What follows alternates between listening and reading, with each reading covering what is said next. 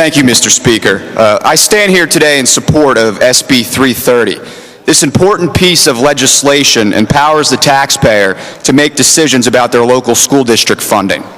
There is perhaps no bigger issue in our Commonwealth today than that of out-of-control school property taxes.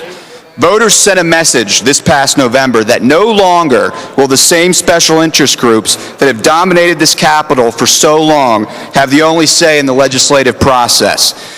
I can think of no better piece of legislation for the taxpayers of my district, the 131st District, than SB 330.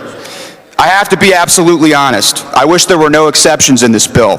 But this important piece of legislation is the product of long hours of deliberation between the governor and the legislative branch, and I believe the best vehicle that we could get passed at this time for our taxpayers. Make no mistake about it. Those in this chamber who argue against this bill are sending a clear message to the taxpayers of this Commonwealth that they don't think the taxpayers are smart enough to make the best decisions for their local school districts. I adamantly disagree with this notion. I have faith in the people of the Commonwealth. I believe the taxpayers have the capacity to make the decision that is best for them at the local level. They certainly have a better idea than some bureaucrats in Harrisburg.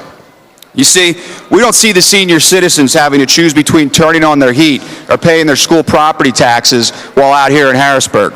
I believe these people should be able to decide how high their school property taxes should go.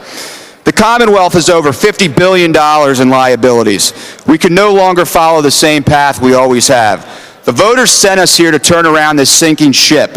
I can think of no better message we can send to them than allowing them to vote if they want a school property tax increase.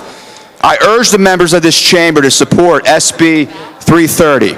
Let's show the taxpayers of this Commonwealth that we stand with them. I know I do. Do you? Thank you, Mr. Speaker.